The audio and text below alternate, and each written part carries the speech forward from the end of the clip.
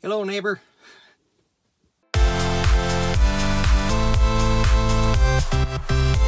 What is up, Flick fans, and welcome back to my channel. Actually, welcome back to my car. I am doing my review in my car today because I'm actually out of town, but I did still manage to wake up and watch the brand new Netflix movie, To All the Boys I've Loved Before, and it was a movie that I was going into not anticipating much, and I actually got more than I thought that I would get. So if you guys don't know how my reviews work, I like to talk about the good, the bad, and then give you my score. I promise I will be back to my green screen in my next video, but right now, you gotta do what you gotta do. And a quick note, I just ranked my favorite Netflix movies of the year from my least favorite to most favorite. Go check that out. And I just reviewed Mile 22. I have a lot of good things in store for you, and I got my notes on this little card here.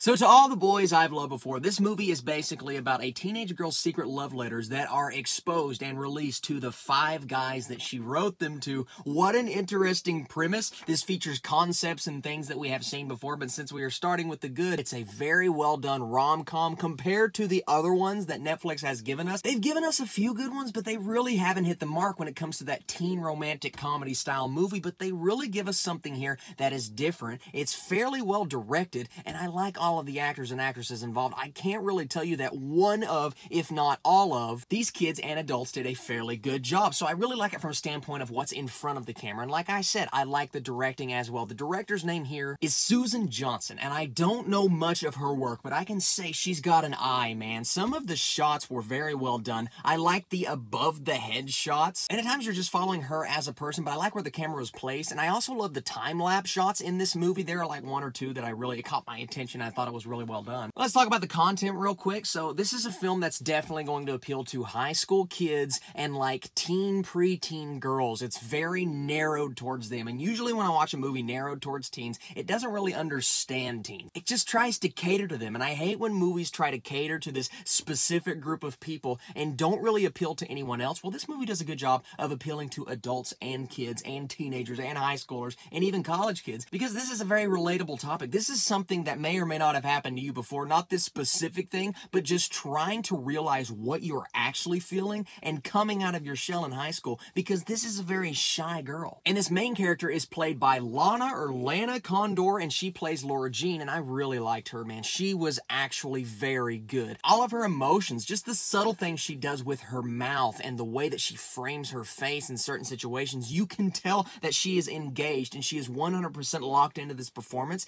and you rarely get that from a younger actor or actress, and she's very good. It's not just her. I think Noah Centineo, maybe that's his name, he played Peter. I love the guy. I was rooting for that relationship to bud throughout the movie, and I thought the movie was going to take twists and turns, and oh, it's not going to do what I personally wanted it to do, but you know what? Even though it is slightly predictable, and that is one of my negatives towards the film, I can't say that it took away from the experience, because exactly what happened is what I wanted to happen, and if that wouldn't have happened, then I would have been kind of upset with the ending, and I got what I wanted, so I can't say that I'm disappointed, even though it was slightly predictable. I had to warm up on the dad. It kind of reminded me of the dad from 8th grade, just on a lesser level, but you know, by the end of the movie, I'm like, yeah, he's just trying to relate to his kids. He's trying to be a good dad. There are moments with him that had me chuckling, so you know what? He did a good job. And just this plot, the story, yeah, it's predictable. We've seen it before, but it ends in a good place. It's solid directing throughout. The character arcs are there, and I liked where it went, and it's just a good-looking movie, and this is a Netflix film, so I have to take what I can get, and I got a lot.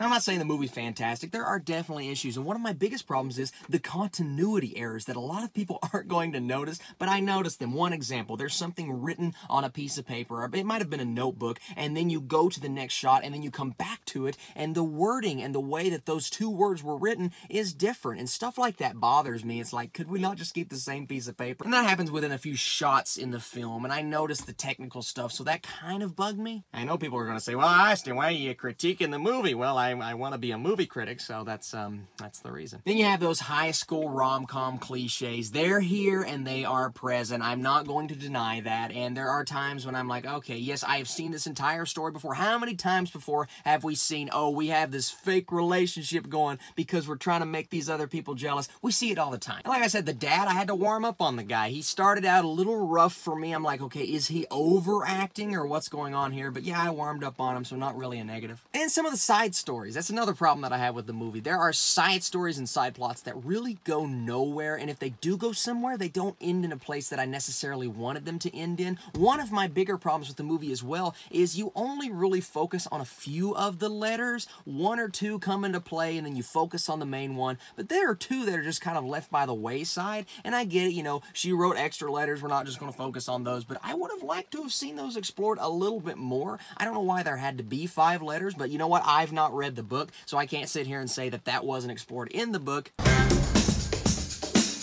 So overall, guys, this movie surprised me. It is one of the better Netflix movies in general this year, and definitely the best high school teen rom-com you're going to find on Netflix as an original. I'm going to give this film a 70%. It is definitely worth watching. It's got some great characters in there. I think our lead actress and even the guy, I think they're both going to go places. And the guy really, he just sounds like Mark Ruffalo. Did you guys get that? I was listening to him. I'm like, I'm seeing Mark Ruffalo. Might be because I just watched Eternal Sunshine of the Spotless Mind. Go check that movie out as well. It's on Netflix. So if you guys are new to this channel and you're asking, why is he doing this in his car, guys? I don't normally do this. I'm usually in front of a green screen, but like I said, I'm traveling. I'll be back in town very soon to do some more Netflix reviews. I do those every Friday. I try to do reviews every Thursday, and then every now and then I've got a list or a countdown or a best and worst. So many cool videos in the pipeline, and I'm working on the Q&A video, man. We took a random trip, so that's going to keep me from doing that. You guys are the absolute best. Come back to my next video for a brand new comment spotlight. Be sure to comment and leave those thumbs up.